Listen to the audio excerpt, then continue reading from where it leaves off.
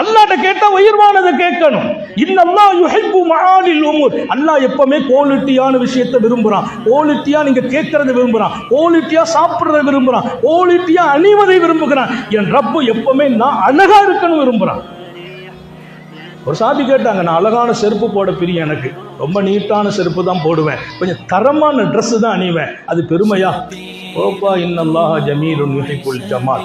அல்லாஹ் அழகானவன், அழக பிரியப்படுறான். கல்புல பெருமை தான் வரக்கூடாதே தவிர தரமாக சட்டை போடுறது, தரமா செருப்பு போடுறது, தரமா சாப்பிடுறது அது அல்லாஹ்வுக்கே பிரியம்.